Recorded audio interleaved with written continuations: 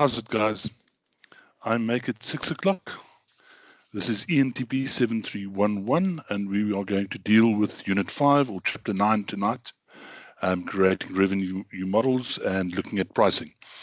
Before I get into that, I just want to give you some quick feedback. I did put an announcement up on the on ARC. I am busy marking the first assignment.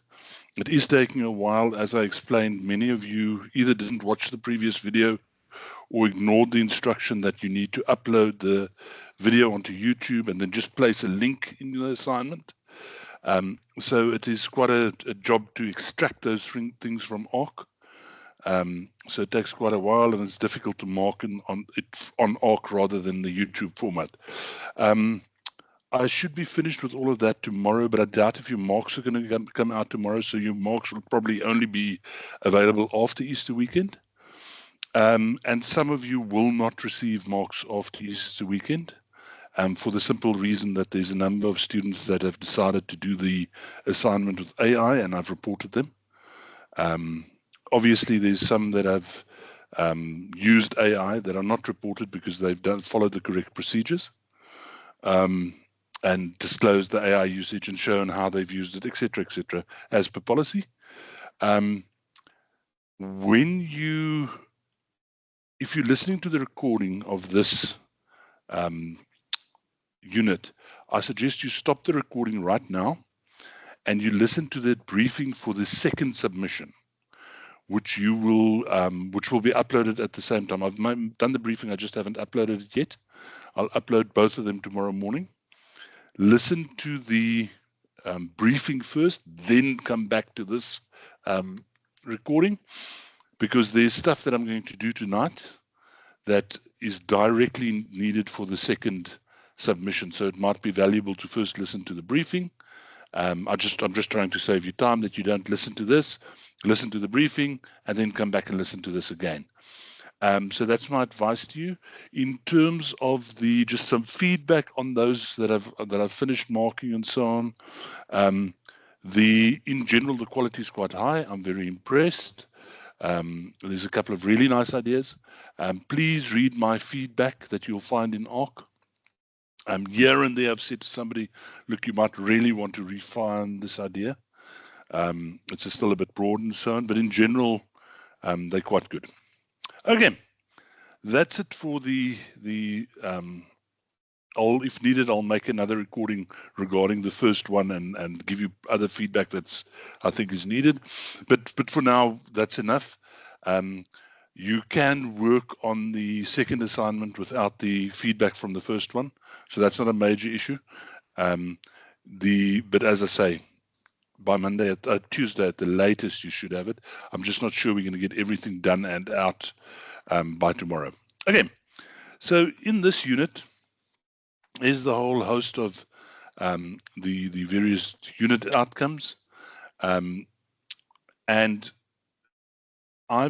for the purposes of this session, I'm not covering all the learning outcomes as we do in the online space. This is not a teaching session as such. You guys know you've been through them all, but I'm going to give you a highlight package. The highlight package I give you, it's essential that you go back and go look at all those learning unit and all the unit outcomes. But the highlight package I'll give you is sufficient for you to understand the complete chapter, and then you just need to go fill in the blanks. So firstly, what we need to look at is what is a revenue model. So you can remember from financial management that revenue is the income gained from the sales of goods and services. So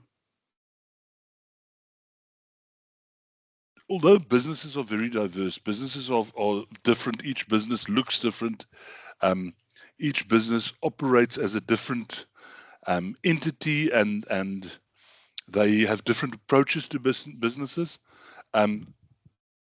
All businesses, irrespective of whether they are for-profit, non-profit, or governmental, have one thing in common, and that is the ability to generate a revenue. It's one of the key things that defines a business. There are very, very few businesses that do not generate a revenue. You do find them in more primitive type of models, where there are people that are bartering and sharing things with each other. But even there's an argument that indeed your revenue is received, but just in the form of goods rather than money. Now, moving from revenue to a revenue model. So a revenue model is probably one of the most important parts of your business model, because if you don't know how you make money, capturing value through the customer value proposition, then you've got a problem.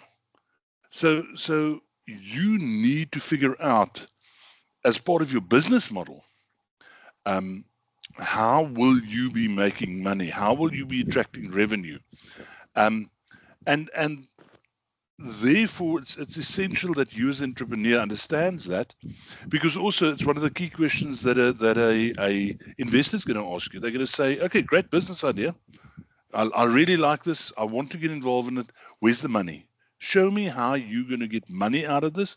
Or if you want to be on a more esoteric level, how will you capture value? How will you capture the value that you're creating by this idea? And if you can't answer that question, then the investor is probably going to ask you to go sharpen your pencil and come back again and try to explain, because then you don't understand your own business model. And this is a key part of what we're talking about in terms of the app that you're doing as part of your POE. We're going to ask you questions now about how you're going to capture value.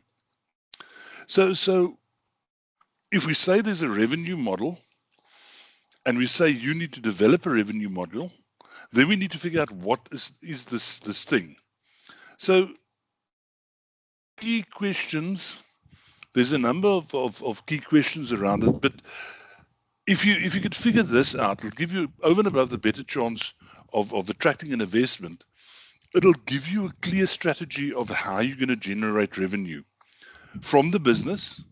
And once you understand that, then you can start saying, well, now my business model is starting to get closer to completion. There's still one or two things that we need to look at, but my business model is moving closer to a point where I can say I have an actual business model, because I know where the revenue is going to come from. So now we have to ask a couple of questions, and guys, please understand this now. I'm going to talk about pricing later, but understand this now. A revenue model and a pricing model are two different things, right? The pricing model is part of the revenue model, but the revenue model is the big picture about how am I going to get cash flow? How am I going to get money moving through the business? And yes, pricing is one, because we're going to ask the question, how much is my customers willing to pay? Is this a top dollar thing, where customers are really happy to pay a lot of money for this? Or is this one of those items that customers are not going to pay a lot of money for it, but I'm going to sell a lot of items?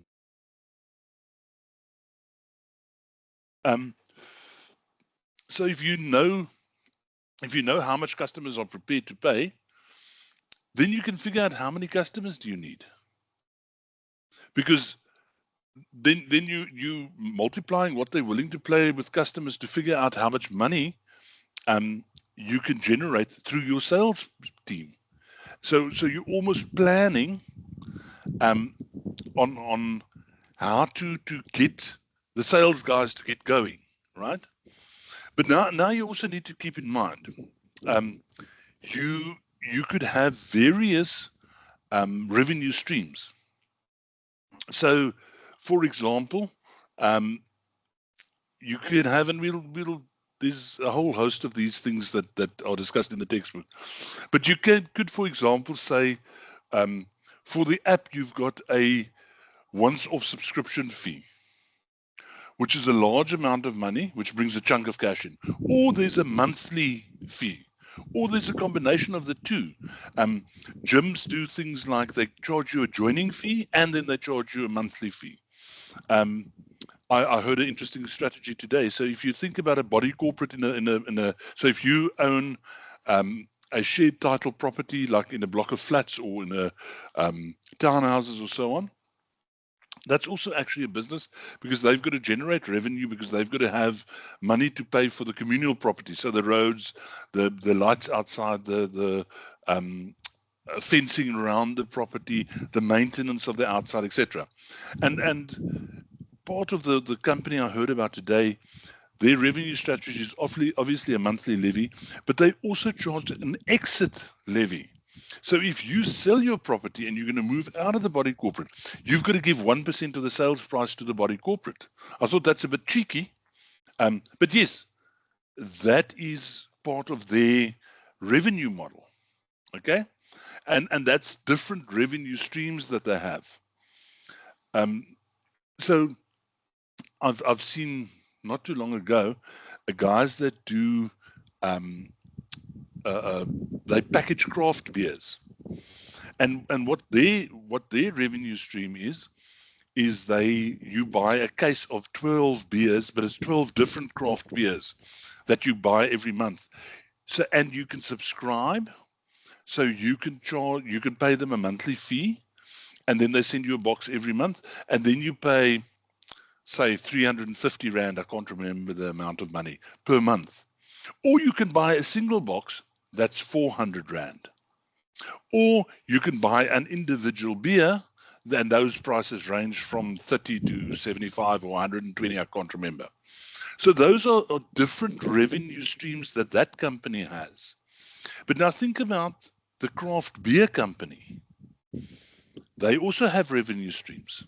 So they've got a revenue stream for people that can come and buy beer from their brewery. So they walk in and they buy a 6-pack of beer and they leave.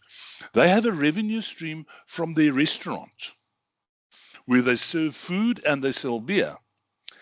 They have a revenue stream from bulk beer sales, which they sell to bottle stores that sell on to customers. And then they've got a revenue stream from these subscription services. So see how you can have several different revenue services. The product remains the same, but you can have so many, sorry, I said revenue services. You can have so many different revenue streams from the one product.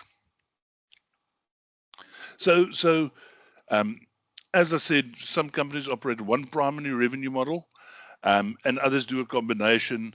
And it depends on the type, how the way in which your revenue is generated. It depends on your customers.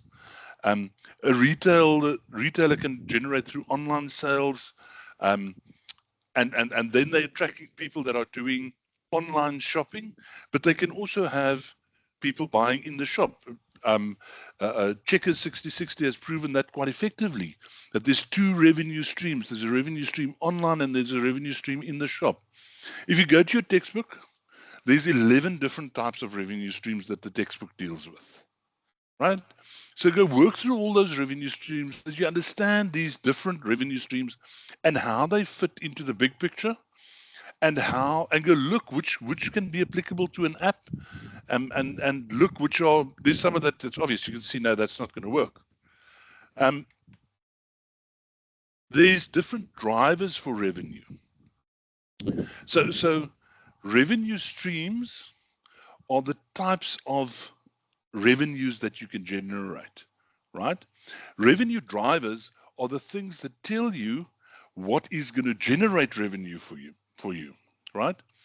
So it's more than just buying and selling that you need to take into consideration, because sometimes we think we must just sell and we'll be fine, but you might sell a lot on day one, and half on day two, and a tenth on day three, and by day four you're not selling anything, because you've not looked at the various drivers of revenue. So the first one obviously is the customers. You've got to think of who are your customers, and how are you going to generate money from these customers. And yeah, you've got to be creative. You've got to think of how you are able to get the most possible money out of them. There's an example, I think it's in the textbook, of a coffee shop that gives coffee away for free, but they charge for internet. So that's a completely different way of looking at how you approach your customer and who your customer is. The second driver is frequency. How often will your customer return? So some things the customer will return almost on a daily basis. Coffee is one of those things. I've got a lot of colleagues that every morning they stop by a coffee shop on the way to work and pick up a takeaway coffee. Or they get to campus and they go into the canteen and they buy a cup of coffee every day. How do you encourage those customers to increase their frequency? Or are you not that keen on increasing frequency, because the way in which you're dealing with your customer in the first place is you're getting a large chunk of money once off for a monthly subscription for coffee. So if a customer's paying me, now I've got no idea, I hardly ever buy a cup of coffee from a coffee shop.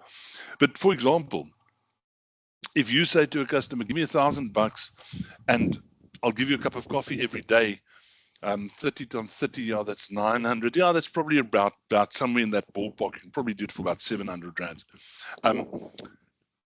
And the customer only pitches once a week.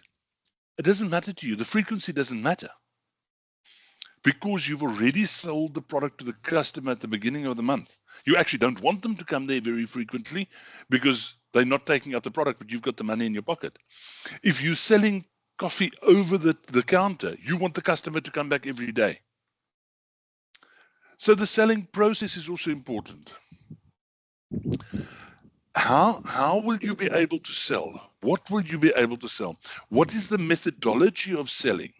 Is it a subscription? Is it a once-off thing? Is it a bundle deal where you're putting several different things together and getting the customer to do? And then, yes, the price is going to play a role. So you need to look at different ways, and yeah, you've got a thumb suck. You've got a test hypothesis. So take your assumptions, create a hypothesis, and then figure out which factors will actually be driving what you are going to be doing. Obviously, if we go back to the coffee shop example, if you in a high density area and you've got people walking up and down all the time, your frequency is going to increase. If you are, and I've spoken about this place before, the place up the road here, 20 k's from the nearest town, your frequency is not going to be so high, but you want to give excellent customer service and your price is going to be a bit more. So you must make sure that you can cover all those different things that are going to work for you in terms of your revenue and what are the revenue drivers, right? Because if you don't get that right, then you're going to bump into problems. Now we're going to the flip side. Now we go look at the price. Remember I said at the beginning, the price forms a subset of the revenue. So we've got revenue, but price is an important part. And it's as we showed on the previous one, it is one of the drivers. And it's a key driver, because price tends to say, says to us, how much is the money in the till, right? So entrepreneurs typically struggle to figure out how much to charge, because they're not sure where the product or service fits in the market. If your price is too high, you might drive customers away. But if your price is too low, then you risk of making not enough profit. Firstly, not enough revenue, not enough money, cash flow through the till. And then secondly, you're not making enough price. So if you're starting to think about doing something, let's stay in the same type of genre, we're making cupcakes. What do your ingredients cost? How are you going to get the cupcakes to people? Are people coming to fetch it? Are you delivering it? So what do other people in the cupcake business do? And now we take this through and we talk about how does it work in the apps? how do people in the apps determine what are the different things that people selling apps do to generate revenue. Now, I can tell you, you can buy apps, and I've got a couple of apps that I've purchased. I use a weather app, I use a birding app, and these are all once-off purpose purchase apps because I prefer to do it once off. I steer away from apps that ask me for a monthly subscription. Although for both weather and birding, there are subscription apps. I don't like that. I like to buy the app, and it costs me a hell of a lot more. And then, of course, there's a combination of buying and subscribing, but there's a whole host of packages that you can do together, that you can put together. But remember something. You need to figure out how you're going to price your products and how your revenue streams are going to flow from the pricing into your pockets, right? But unfortunately, there's no way to determine a pricing strategy. We can come up with some fancy formula derived from an accounting formula or so, but it depends on your business. It depends on your market. It depends on the product your business puts in the market, because you can have a similar business, but there's two different products.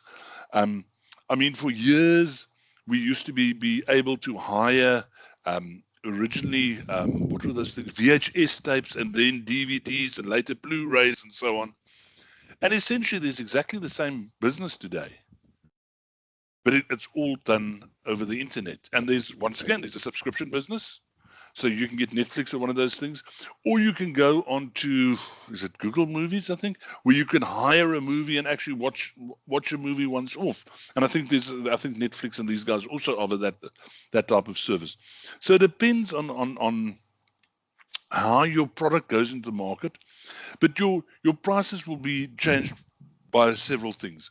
One of them is demand. So as your product, as your business develops, your prices will adjust according to demand. The demand might be very high, so you have a massive turnover, and you can say, well, I can actually lower my prices, or I can actually increase my prices because demand's massive. I was having a discussion with ladies in my class just yesterday about hair braiding, and they were saying, but why do they charge us more over a weekend? And I said to them, it's obvious. In the week, their price is low because they're not very busy. Over the weekends, they're very busy. So there's a higher demand. So they say, no, push up the price. Most of you guys have probably experienced this with Uber. When the demand is high, Uber pushes its prices because they're going to sell more tickets. If you want to fly anywhere in the world, and you're going to fly over the Christmas period, you're going to pay 2-3 times over the off season, because the demand is high. They know they can ask what they want to ask because people will go. So depending on how demand works in your business, on a very simple level, you're probably going to struggle to find a soft serve ice cream in a coastal town in the middle of the winter because there's no demand. I don't want to run electricity and everything if I'm going to sell 2 ice cream cones a day, but I'll charge $35 in the height of summer, and I won't be able to service the whole queue because the queue will just keep coming the whole day. So also the positioning of your brand or your product will affect how much it sells for. You must understand your brand. You must understand where it fits in. How do you describe your business? How does that theme of your business, how you describe your business, if you just have to describe it in a couple of words, how does that theme carry through? How does that affect your pricing, your marketing materials, and all of that kind of stuff? There's a couple of pricing techniques we can use, right? Different types of pricing strategies.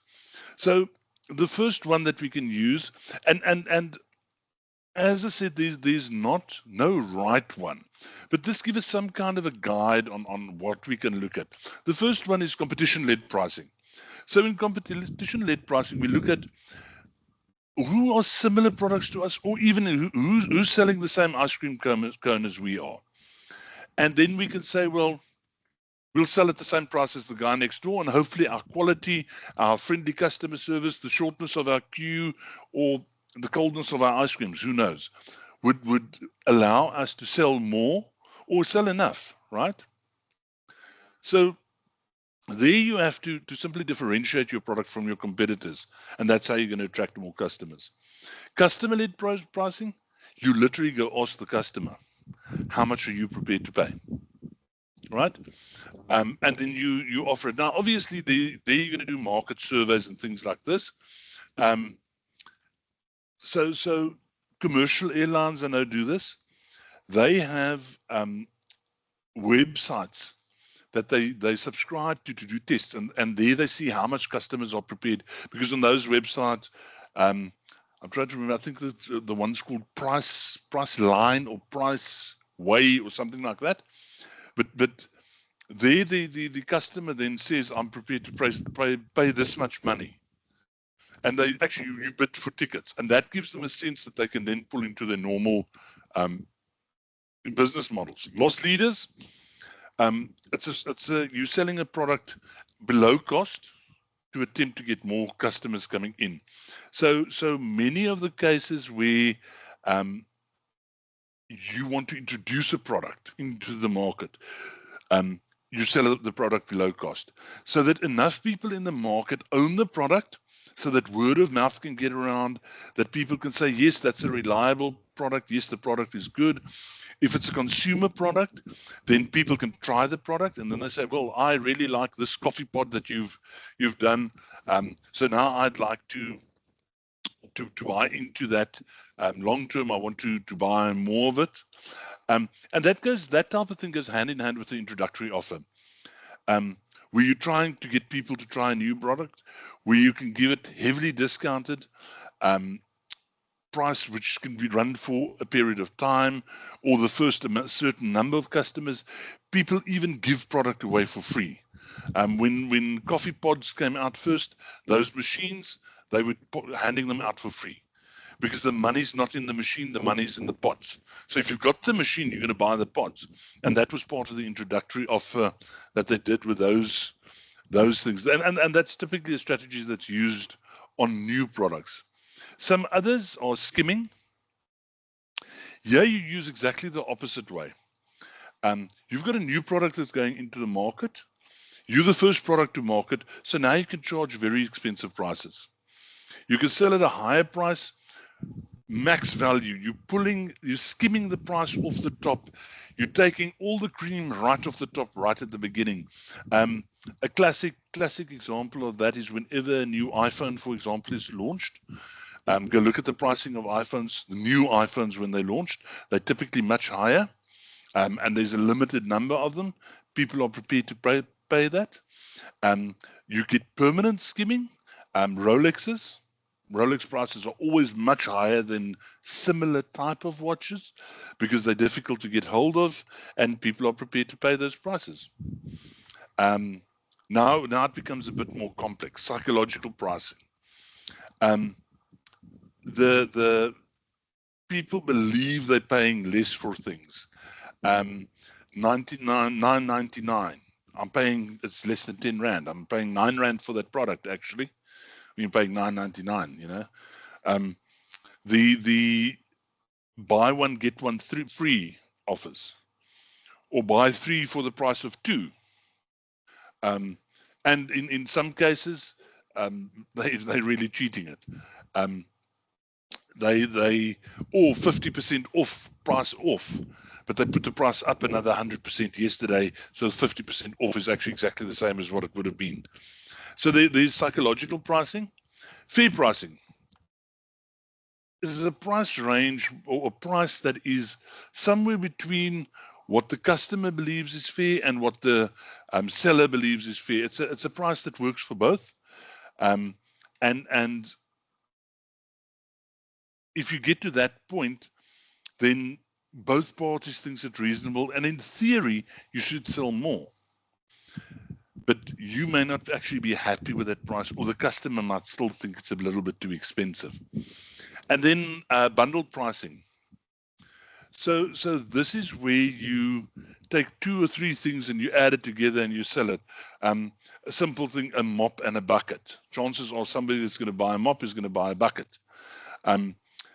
Selling bread and butter together as a package, or selling a swimming pool cleaner with some chlorine. So you get a package deal. Typically, they should work out cheaper. Sometimes they do customers in, and sometimes the package deal is not cheaper. Right, so that gives you a sense of the revenue models and the pricing strategies.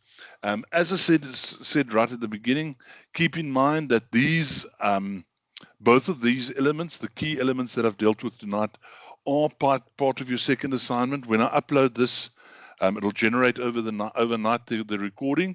When I upload this tomorrow, I'll also upload the briefing for the second assignment, and you will then be able to listen to the briefing before you listen to this one. I think this is question 2 or 3 in the second assignment. Guys, any questions, anything you want me to deal with before we say goodnight?